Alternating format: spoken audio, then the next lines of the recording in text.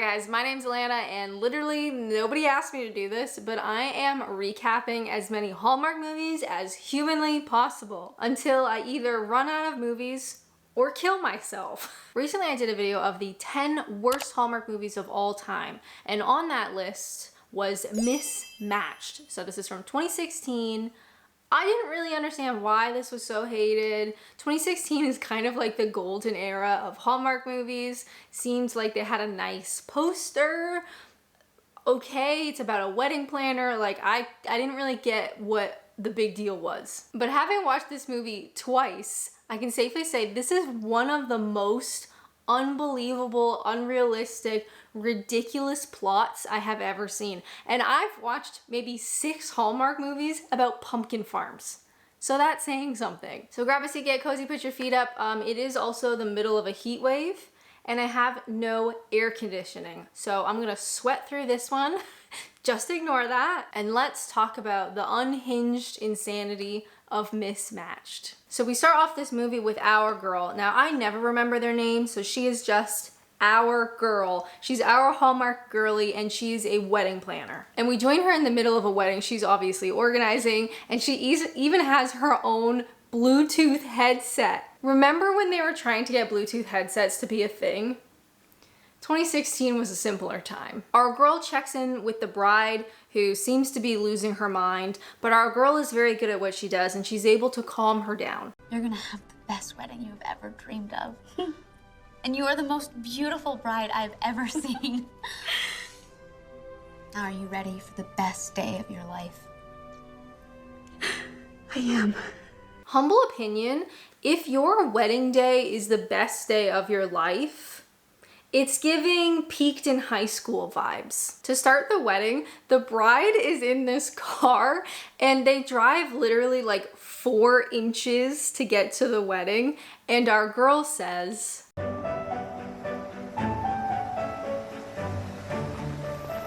That is impressive. That is romance. Says who? Nobody was even looking at them driving the car. Literally, what is the point? Anyway, I don't want to get wrapped up in this, literally the opening scene, but I am a hater, so one more thing. The bridesmaid dresses suck ass. Also, the new husband looks like her son. But I digress. Later at the wedding reception, our girl and her business partner, we're just gonna call the business partner, they're enjoying some cake, having a little bit of chit chat, and this young couple comes over. It's a bridesmaid and I think like a groomsman, it doesn't really matter. This young couple basically wants our girl to plan their upcoming wedding. And they hand over a neon pink business card. Then one of the groomsmen come over and asks our girl to dance. How romantic. But while they are dancing, and I don't know if this is just me, they just stare at each other. They don't say anything, they don't talk, they just stare. I would simply pass away. But then the business partner has to interrupt the dance because there's a wedding emergency. I'm sorry, I'm still working. It was nice meeting you. Thank you. Thank you. But I don't even know your name. Well, bitch, you should have asked. If you're wondering to yourself, man, I wonder what that wedding emergency is, you're gonna have to wonder it for the rest of your life because we don't see it. And we don't see her come back out to the dance floor to speak to this man because we literally cut to the next scene at their office. Love it. And it's here that the business partner lays out the stakes. So I was going through the books last night, Okay, and our cash is down to a trickle. this couple is heaven sent. The timing couldn't be more perfect. So basically their entire business model is balanced on signing this young couple to do their wedding. Hashtag boss bitch who can't run a business. So during this like wedding consultation, our girl is asking this young couple a bunch of questions. She wants the wedding to be very personal to them, very specific to their sort of romantic history, and she asks them where they had their first date. Where did you go on your first date? We went on a harbor cruise. We had our first kiss on the bow, just like in Titanic. That's so romantic. Yes, nothing gets me hornier than thinking about 1,500 people drowning at sea. After getting grilled about their perfect day, the couple admits that they're actually really overwhelmed and they don't know what kind of wedding they want. They've actually thought about going to town hall and just like avoiding all the stress and the cost of having a wedding. Look, my mom and dad did just that. They never had a real wedding, and that's something they've always regretted. I don't want that to happen to you. So, the world doesn't revolve around your crusty ass parents. Next up, in about 80% of this entire movie, we are at a big bridal expo. So we get some exposition from our girl and the business partner that the young couple from the previous scene didn't actually sign a contract yet because they wanted to think about it, but they're gonna be at this expo. And like we heard before, our girl's entire business success, longevity is hinged on signing this young couple. And wouldn't you know it, we see our groomsman from that wedding dance scene, and he's at the expo and he's talking to his agent, basically saying like he's really nervous about being at this expo because he is just an author selling his book and he doesn't have like this really extravagant booth, or he doesn't have all like this fancy setup. And surprise, he runs into our girl. Got it? Wow. Thank you for that. You're a lifesaver. Hey, it's you. I thought I'd never see you again. I know, me too. Actually glad you're around. We need some muscle. Yeah, well, Ben Reynolds at your service. So we learned that our author guy, Ben, wrote a book called Wedding Day Do's and Don'ts. And our girl is actually really excited to read it. And I'll tell you what, we do have some level of chemistry here.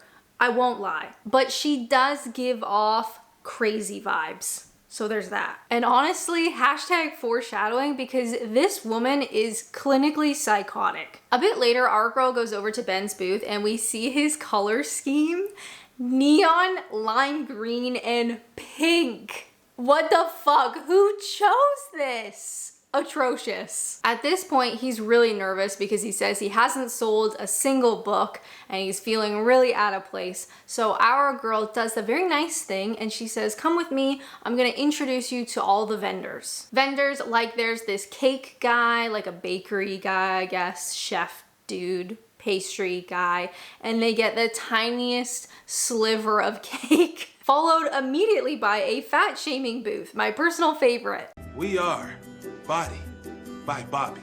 I'm Bobby D, and this is Bobby G. And we want you to look your best for your wedding. Brides-to-be, when your big day rolls around, do you want to be fat or do you want to be fit? And then that's it. They're outside having lunch. I guess there was only 2 vendors. While they're outside eating and chatting, there's chemistry here, but more importantly, Ben is wonderful. He seems very reasonable. He's very friendly, very kind, very charming. He's asking her questions. We love a man who asks questions. We then cut to this bridal expo panel. Sounds like a terrible way to spend the afternoon. And I would say out of this giant expo, there's about 12 people in the audience. Well, I gotta tell you, we have got the best vendors around, and they are all here. I met those 2 at the Jenkinsons' wedding. They are so in love. Believe me, I know. Alex was my roommate in college. Shut up. That's crazy. Scout's honor. They're not the only ones in love. Look around. Endorphins firing everywhere I look. Oh, okay. Aside from the chemistry here, we do learn that the young couple that our girl is trying to sign to do their wedding, Ben went to college with the man. So there's a connection between all 4 people. More on that later. Our girl gets up at the panel to talk about herself and her wedding planning business. But she basically goes on this rant about how your wedding day should be perfect and it should be exactly as you want it and there should be no expense spared. However, we know that she is single and so she has never had to pay $100,000 to have her perfect wedding. She just wants everyone else to do it and to pay her to plan it. Next at this panel, we get Ben and he introduces himself and his book. Well, the decisions you make today and in the weeks leading up to your big event, well, they'll determine how you live for years to come. And my question is, are you willing to sacrifice your financial future for one day.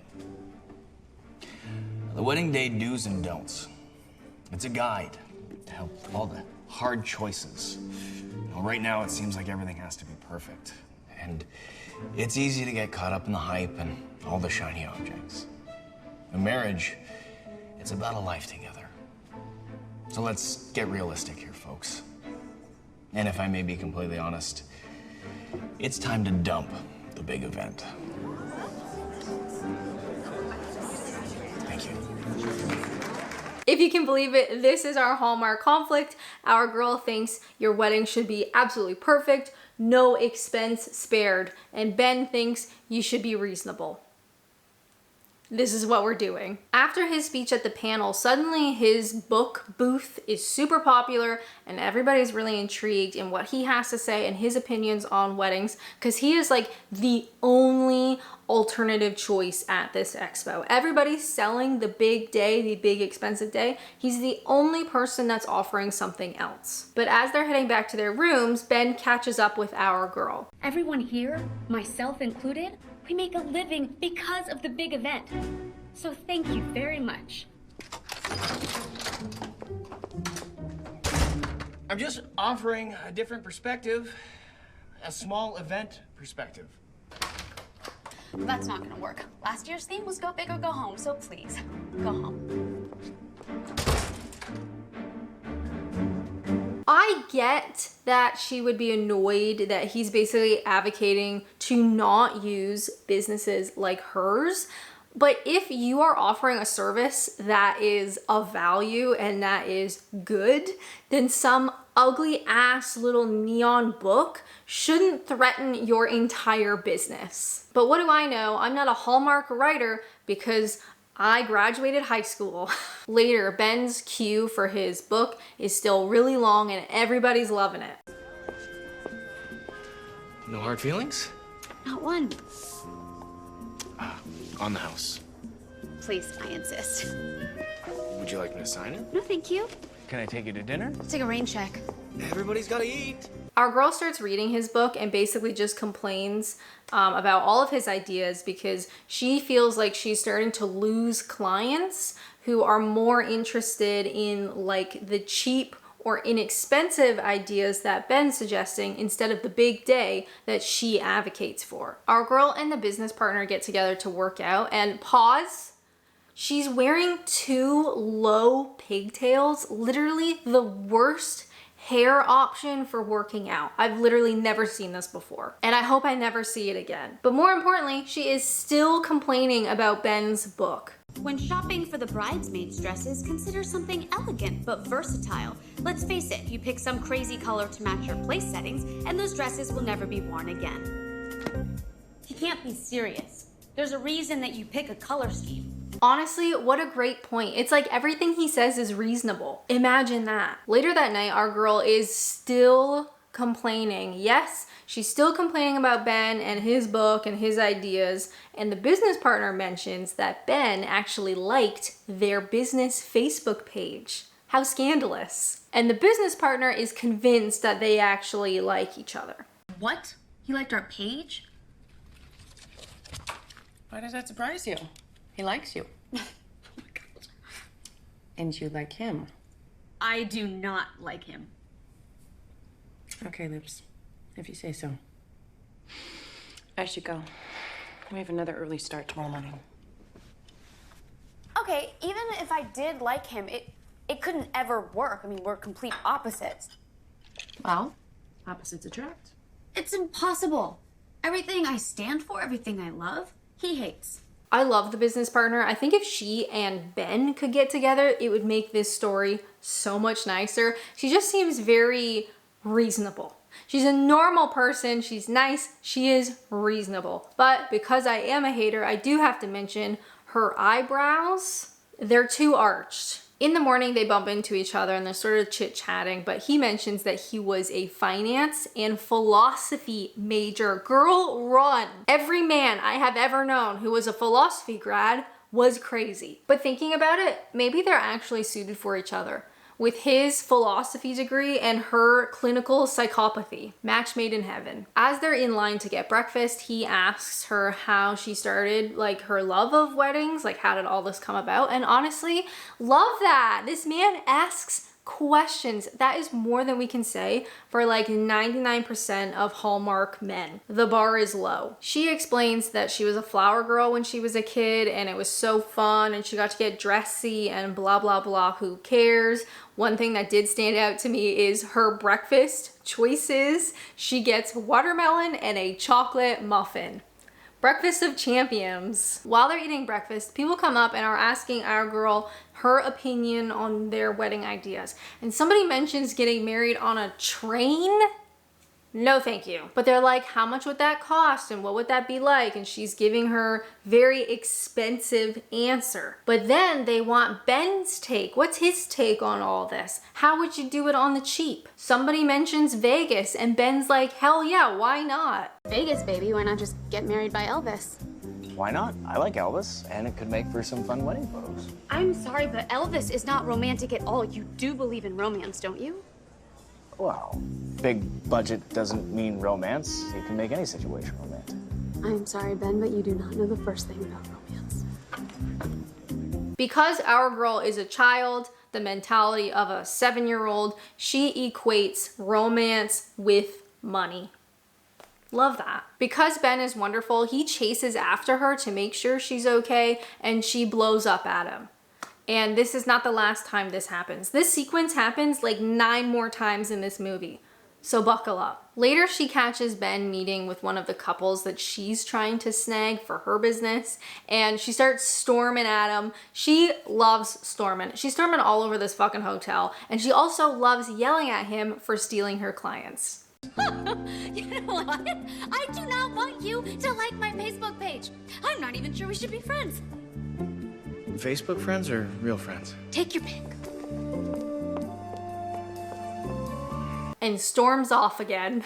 Our girl meets up with the younger couple from before. This is like the main couple, the one that she's trying to get to save her business. And they're talking about wedding dresses. And of course, the woman falls in love with the most expensive gown there. They literally cannot afford it. But for some reason, the wedding dress vendor lady offers the young woman to come back and model that dress on the runway for the expo.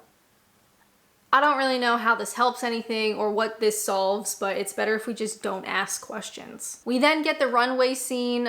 We do even get like a knockoff Skrillex DJ.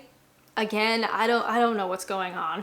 And we see the woman modeling the dress that she really loves and she looks great in it. And the fiance guy, who is the college roommate of Ben, right? They went to college together. He's complaining to Ben being like, I literally can't afford this dress. It's basically just a really annoying way to pad out this movie. Because Ben is wonderful and is an adult and has emotional intelligence, he goes by our girl's booth and asks her if she'll go out for a walk with him, if she'd go outside and get some fresh air with him. Love that. First, I want to tell you a story about someone's really close to me who got blindsided, never saw it coming. Let's call him Len. Len. Yeah, Len. So, Len is madly in love with this woman. Let's call her Carolyn. You know, all Len ever wanted to do was to make Carolyn happy. So when she wanted this uber expensive, impress everyone wedding with all the bells and whistles, he agreed. Now, this poor head over heels guy in love spent a huge pile of dough on the biggest wedding you could ever imagine. How does it end up for Len? Not good, no. They split up after a year. Turns out that she was more interested in the wedding than in the marriage. And Len was heartbroken. Destroyed. And to top it all off, flat broke and up to his ears in debt. It's terrible. I'm really sorry. I had no idea. Oh, it's not me. Were you listening? Len. You're not Len? Why? Because Len sounds a lot like Ben, and because my ex-wife, Marilyn, decided she didn't want to be married after a year? Okay, yeah, no, you're right. It is me. Honestly, I can't think of another Hallmark that has a divorced person in it. They're usually like a widow. How progressive. It's a shame it doesn't help this movie because it is truly terrible. He explains because of this giant wedding and the marriage and everything, he had to budget like hardcore for at least a year, doing absolutely nothing but saving money to try and get himself out of debt. And that's why he wanted to write this book, to help other people avoid that terrible situation. How, say it with me, reasonable. Anyway, they walk away holding hands. Sexual tension through the roof. Next up, our girl and the business partner are at like the expo dance. I don't know why this is happening. Again, better if you just don't ask questions. Basically, they're just complaining about how it hasn't been successful for them and they haven't been able to sign any new clients. This will mean nothing to a lot of people. However, the song that they are playing in the background of this scene, they have used in another Hallmark movie that we have actually recapped on the channel. Is it my imagination, or were we just spinning our wheels today? Well, today we sort of accomplished. All right, let's do this. Feeling good in my brand new shoes. Happy day. Yes, Hallmark reuses royalty-free music. I couldn't believe it, but also I can. While they are sat here complaining, listening to the royalty-free music that we know and love, food and drink comes over, and it's a callback to our girl's story when she was a flower girl. And yes, of course, it is from Ben. So not only did Ben ask her about her love of weddings, he remembered and listened, and he's sending her food from her story. We love a man who listens. But she doesn't even eat them, so... Ben gets both of them on the dance floor for a very painfully awkward hoedown. I don't know what it is with Hallmark, but they love line dancing even when the movie is not like a fall country small town Hallmark movie. They gotta get line dancing in there somewhere. It's like a contract obligation. I don't get it. While they're all dancing and us as the audience are contemplating death, we do see that young couple arguing.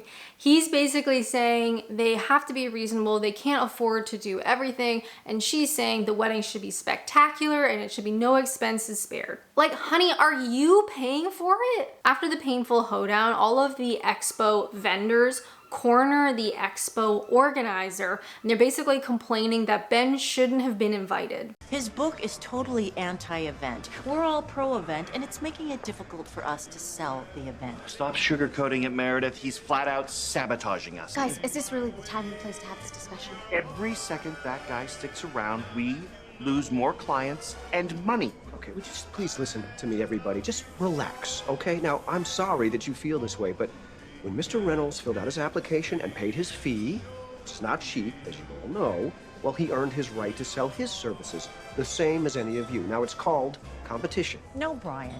It's not competition when somebody is here to destroy our businesses and ruin our livelihood. Well, that's a bit much, isn't it? Hey, guys. Great party. Here's to weddings. Poor Ben, he's just here for a good time. After the hoedown party, they walk back to their hotel rooms, cross the aisle from each other, and they kiss. Oh my God, scandalous. But they still go into their own separate hotel rooms because at the end of the day, this is Hallmark. I think you were right about Ben. I mean, so what? We have a few philosophical differences. I mean, he's a good guy. And a terrific dancer. Yeah. I mean, do you see how his whole face lights up when he smiles? It's like... Toto. Oh, I don't know, Shell. My heart just pulses every time I see him. What? Tell me I am not seeing this. What? They're just having breakfast. That is so much more than breakfast. They're old friends, probably reliving glory days for bacon and eggs. Don't be naive. That is Benedict Arnold meeting with the British. Those are our clients, and he's trying to steal them. This is what we call psychotic. I would expect this behavior from like a 16-year-old in high school whose brain hasn't fully developed, but not this bitch. Back at the expo, the young couple that we saw at breakfast are supposed to be meeting with our girl, but they haven't showed up. So our girl is convinced that Ben, like, tricked them or convinced them not to have a big wedding. So she does her world famous stomp over to his booth and accuses him of stealing her clients, and also drops the bombshell that all of the other vendors don't like him. Where are you hiding them? Hiding who? Don't play dumb. I saw you having breakfast with my clients. Alex and Annie? What, were you spying on me? Hardly. I just happened to be walking by. Hope you're not filling their heads with your advised philosophy. Well, they invited me to breakfast because someone needs to speak some common sense. I knew it. Knew what? Ben, I think you should know. Some people at the expo are saying some terrible things about you. And I'm starting to think they might be right. With Hallmark movies, I found largely, historically, one of the Hallmark couple is good and one is terrible. And in Mismatched, Ben is absolutely lovely. He's totally reasonable. He's had a really traumatic experience and he's talking from experience. He's sharing his experience. Our girl thinks that everyone should have a really expensive wedding just because her parents did it and regretted it. She's never done it. She has no idea what she's talking about. Anyway, it's not important. I just think she is horrible and Ben deserves better. After stomping around the hotel, our girl finds the young couple at the bar, drinking Caesars of all things. We're not getting married at all. We're breaking up. You're breaking up? We realize that we can't agree on anything. It's not just the venue or the cake. It's everything. If we can't compromise and make one day work, how can we make a lifetime together work? Surprise! But honestly, this is like the best decision in this entire movie. They clearly are not ready to get married. Wow, let's just end the movie there. At this point, we are almost at the 1 hour mark. So the rest of the movie is just like little scenes that are sort of like thrown together to try and pad it out for another 24 minutes. So just bear with me. Back at the expo, Ben helps them again as they're taking down their booth, and our girl yells at him again. Just because you had a horrible wedding experience doesn't mean everybody else is going to. But then again, at the same time, because her parents regretted not having a big wedding, like she's based her entire life philosophy around that. Make it make sense. Then we get Ben's agent, the knockoff Obama, and knockoff Obama wants him to keep doing wedding expos and like these bridal expo things because he's been so successful. And Ben's like, no, everybody hates me here. I'm never doing a wedding expo again. I'll do a regular book tour, but I'm never going to a wedding expo. End scene. Then we see our girl order Ben's book, which she had the book before and read it and then threw it at him when she said he was terrible and she didn't want him in her life. But now she's ordering it again and she's saying like, yeah, maybe I could learn something from this. Even though she's already read it. End scene. Ben mentioned at the expo that he takes dance lessons.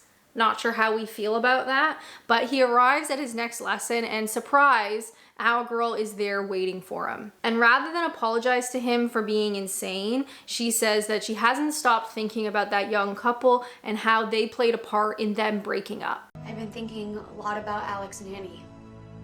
They're really good together and they love each other.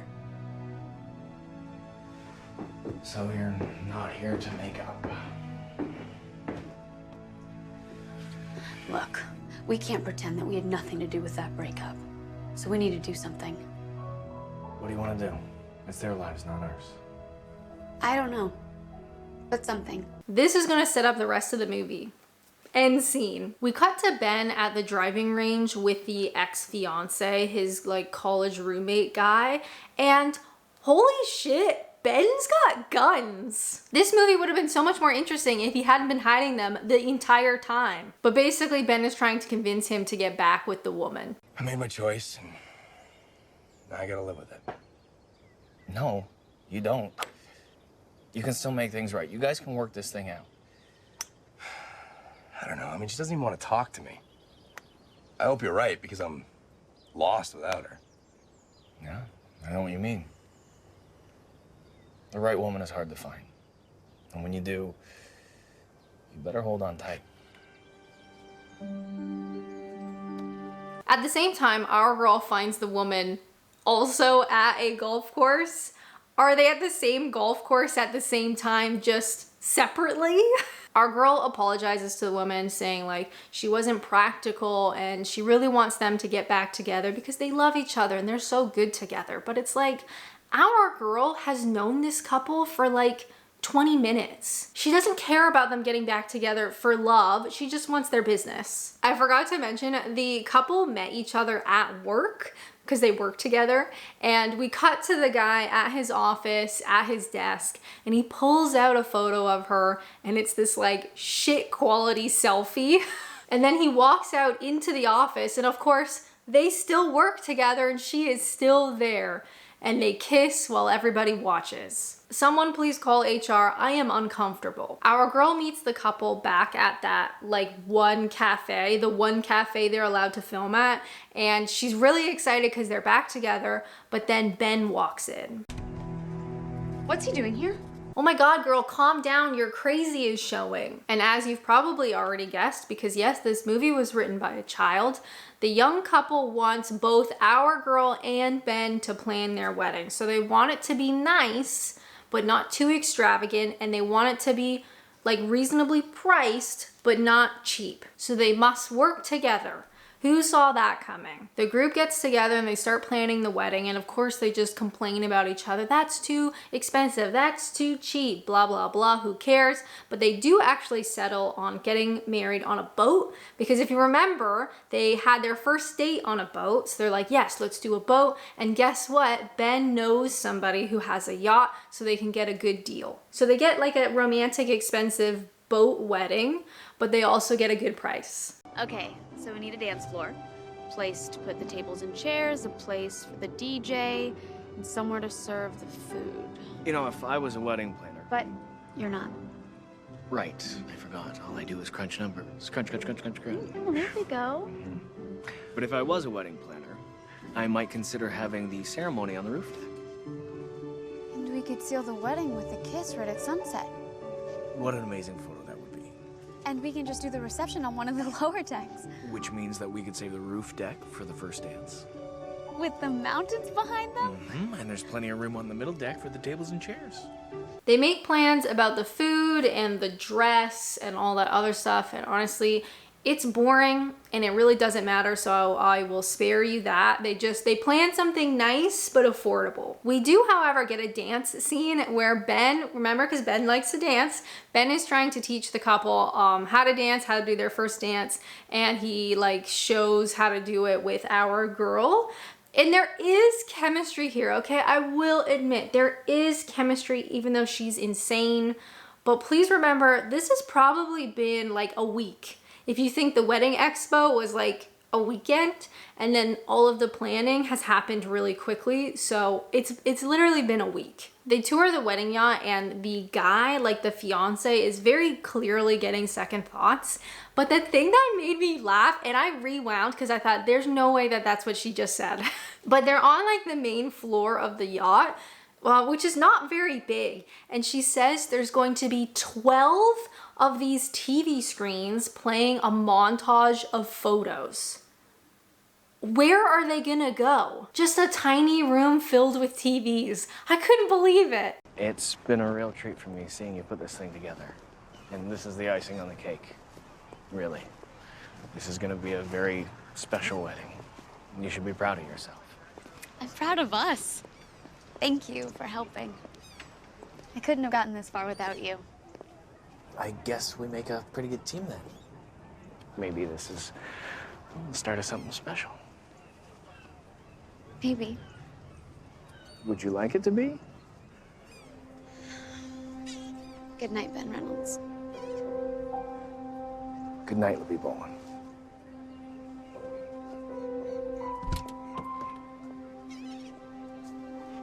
I'll say it again, Ben deserves better.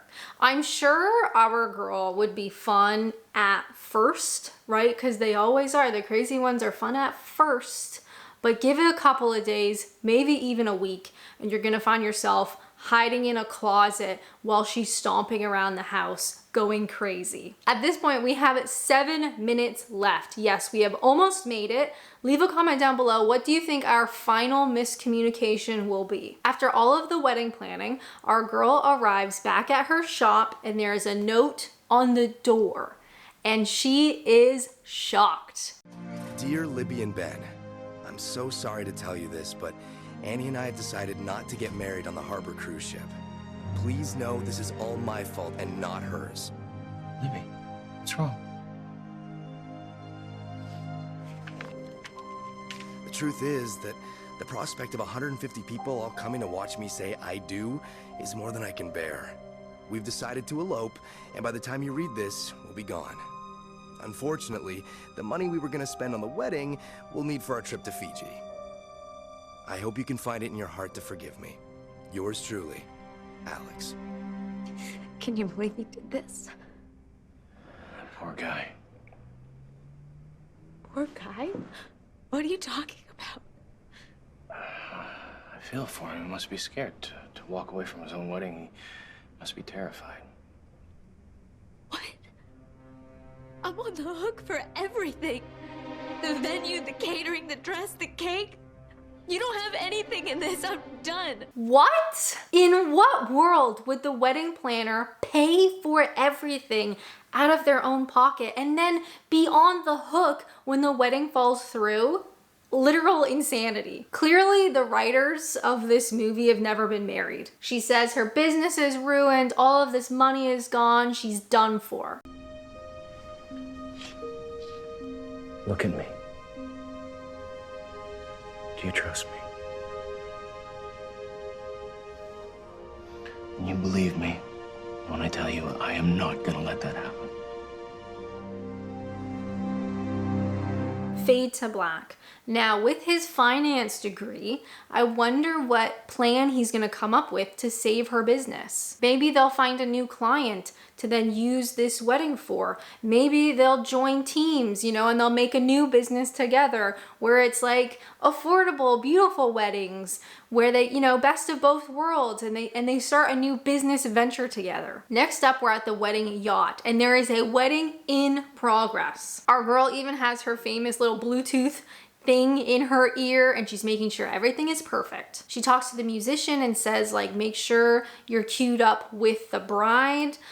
She talks to the photographer and tells him to make sure the bride is backlit. We don't know who the bride is, but we're very excited. Obviously, they found somebody and maybe they can make their money back by giving this beautiful wedding to a new client.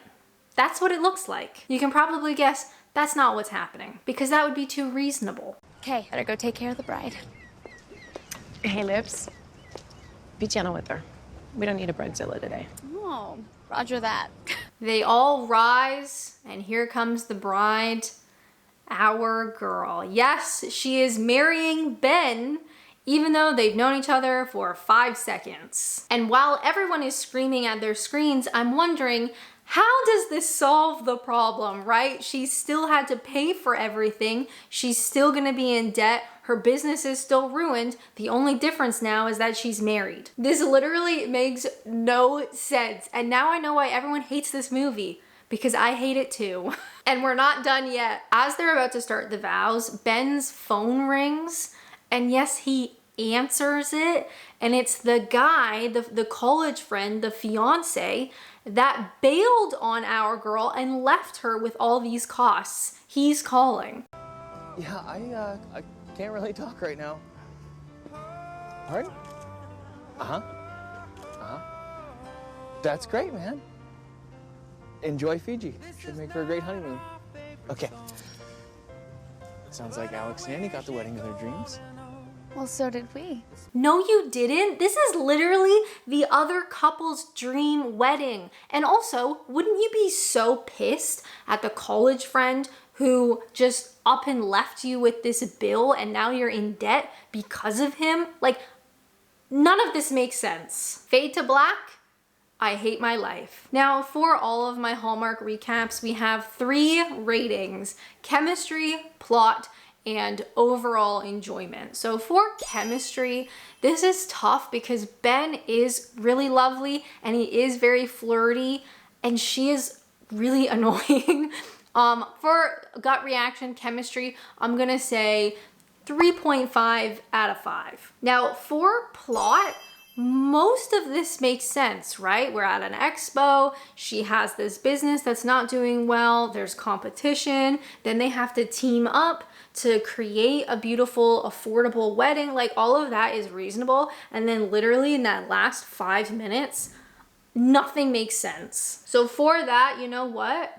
3.5 out of 5. For enjoyment, I'm giving this a 4 out of 5. I was screaming at my TV. I couldn't believe what I was watching. I had to rewind and rewatch sections because I thought, there's no way this is happening. Truly a chaotic Hallmark experience. Thank you so much for joining me. I feel like we've trauma bonded through this movie.